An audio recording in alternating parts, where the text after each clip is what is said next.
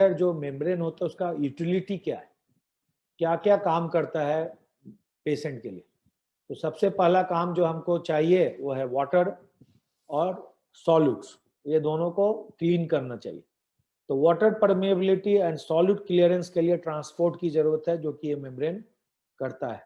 दूसरा काम करता है कि मेम्ब्रेन में एक क्वालिटी होनी चाहिए कि अगर थोड़ा बहुत भी इंडोटॉक्सिन आरओ मेम्ब्रेन से, अल्ट्रा फिल्ट्रेशन मेम्ब्रेन से और डाइसेप से निकल के बाहर आया तो हमारा ये जो साहब है इसको डायलाइजर जो है ये इंडोटॉक्सिन को थोड़ा बहुत एब्जॉर्ब कर ले, चिपक जाए।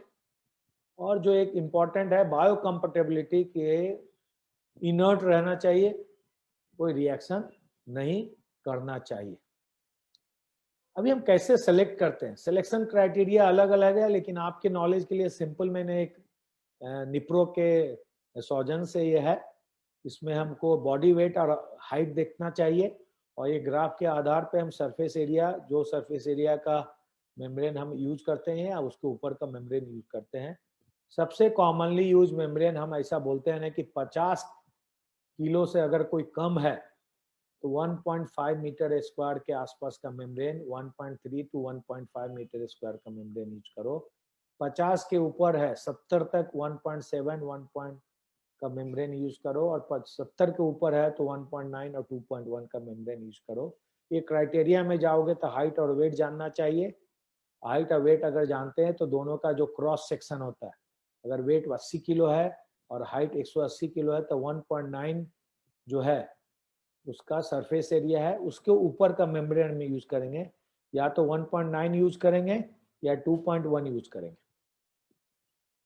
सो जैसे इस केस में हम 1.9, 2.1 या 2.5 का मेम्ब्रेन यूज करेंगे। अगर 80 किलो का आदमी 6 फीट का है तो 1.9 साइज का मेम्ब्रेन यूज करेंगे, क्योंकि यूरिमिक टॉक्सिन जो है जितना बड़ा मेम्ब्रेन रहेगा उतना ज्यादा निकलेगा। तो अब समरी करते हैं। आइडियल डायलाइजर जो होना चाहिए वो ज़्यादा माल निकालना चाहिए और ज़्यादा अच्छे चीज़ को नहीं निकालना चाहिए। जैसे कि गंदगी अगर ज़्यादा निकलती है तो प्रोटीन नहीं निकलनी चाहिए, ऐसा कोशिश होनी चाहिए आइडियल डायलाइजर की, और हम उस कोशिश के लिए हम आगे काम कर रहे हैं। हम मतलब साइंटिस्ट लोग। तो डायलाइजर जो क्लिनिकल प्रैक्टिस में हम यूज करते हैं ना, उसका परफॉर्मेंस और कॉस्ट देखना चाहिए। इंडिया में क्या है, कॉस्ट बहुत मायने रखता है। तो जब कभी भी कॉस्ट आप देखो तो उसको कैलकुलेट करो, अगर हम 10 रीयूज कर रहे हैं तो पर डायलिसिस कॉस्ट कितना बढ़ जाएगा। अगर पेशेंट को हम 1.3 मीटर स्क्वायर से 1.9 मीटर स्क्वायर में शिफ्ट करेंगे 50% का इंक्रीमेंट, तो हमारा कॉस्ट कितना बढ़ता है। 50% डायलिसिस के कॉस्ट का बढ़ता है क्या?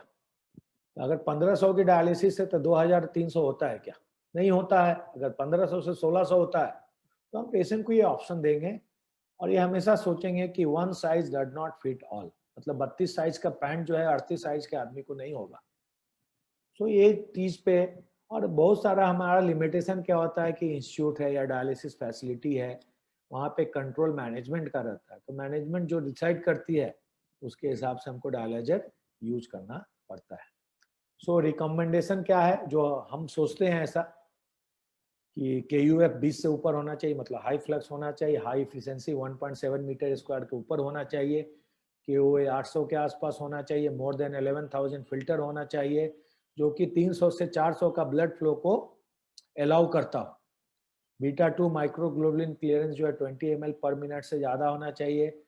ETO नहीं होना चाहिए स्टरलाइजेशन में, या तो स्टीम या गामा स्टरलाइज होना चाहिए। गामा स्टरलाइजेशन से कलर जो होता है ना ट्यूबिंग का वो चेंज हो जाता है।